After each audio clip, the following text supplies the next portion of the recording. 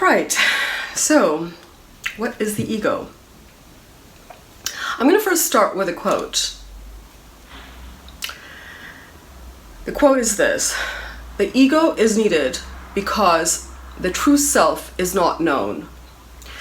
So the ego is a substitute. It is a pseudo entity. Because you don't know yourself, you have to create an artificial center, otherwise functioning in life will be impossible. Because you don't know your real face, you have to wear a mask. Not knowing the essential, you have to trust in the shadow. Unquote. Yeah. So tell me what you think about that. Leave your comments below. Yeah.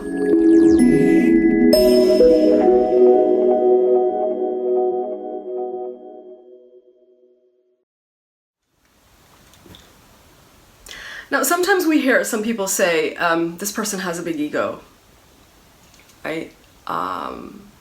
You never hear they have a small ego. You never hear that. Or some people will say that person needs to keep their ego in check.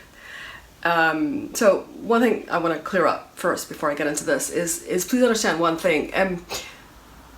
There's only a healthy ego and an unhealthy ego in its expression and its development.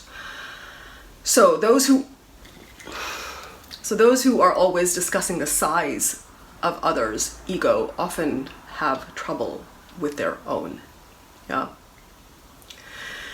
Now I want to talk about what that means, what that word, that concept in essence means, and this is of course from a spiritual perspective, right? Not from a psychological perspective. So to understand the ego, we have to understand 7 levels of existence. Yes. The levels of existence essentially move from the crude to the subtle. Yeah. So first we start with the crude, and that of course is the body. So that's the first level of existence. Why do we need the body? For communication. Non-verbal communication is not only the most effective form of communication, but also where more than 75% of communication takes place, right? It's not words. Words, in fact, were only meant to clarify the misunderstandings that result from body language. But unfortunately, the written and verbal communication, the words, have become so important, perhaps too important. Now, finally, how else does the body sustain our existence besides non-verbal communication? Well, body is also important for food, for sleep, and of course the breath, which is the life force within us. Right? Which brings us to the next level of existence, which is obviously the breath. Why is it so important? Because it eliminates stress and it eliminates toxins. It's basically the link between the body and the other levels of existence in us. Yes? Then of course we're on number 3, which is the mind, where we store our thoughts, our emotions, and we tend to think through perceptions. And here we are always making the link between the past and the future in the mind. Yes? Then is the next level of existence, which is the intellect. This is essentially the processing of those thoughts in our mind.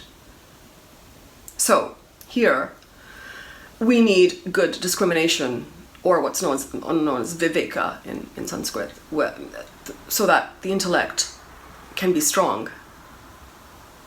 Right? The second thing to make the intellect strong is to take responsibility for our own thoughts and perceptions. So in this way, the signs of a weak or a weakening intellect include complaining, doubting, blaming, seeing suspicious intentions in all actions. And this is also what we could call a stressed intellect. In fact, you can assess your level of mental stress by seeing how many of these things you're doing, right? What I mentioned, the blaming and the doubting. Now, what's the next level of existence? That's memory. Memory is the next level of existence. All problems are stored in the memory. All thoughts are stored in the memory. And further, even all the past experiences from this existence and from the past existences are also stored in the memory. So this is more subtle than the mind, of course. Memories also manifest from the stories that we keep telling ourselves. Yeah? This is an inevitable cycle.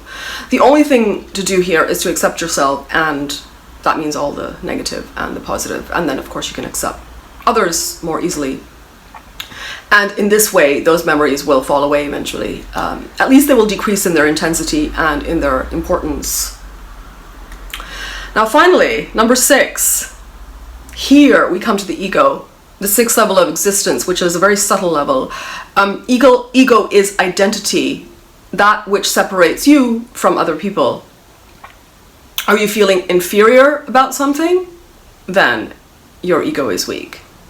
Are you feeling superior about something? Then again, your ego is weak.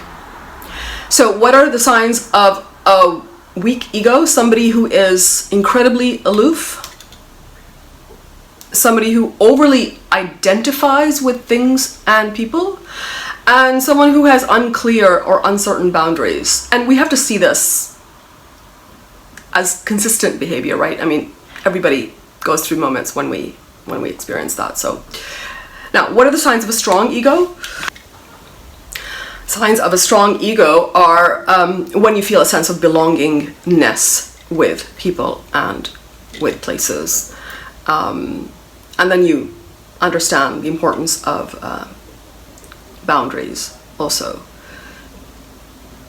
And of course, a strong ego is actually very necessary for expansion in life.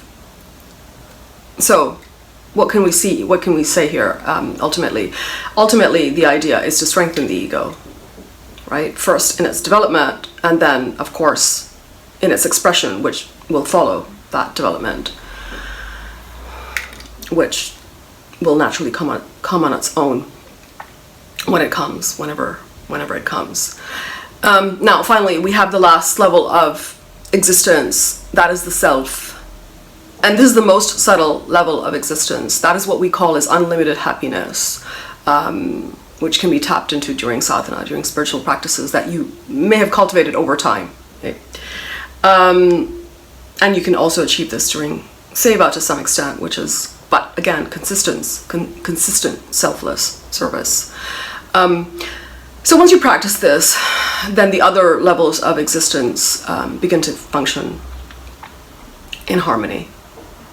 So that's all for now. It was just sort of a very brief video on what the ego is. So if you like the video, don't forget to hit like and subscribe. Cheers. Thanks, folks.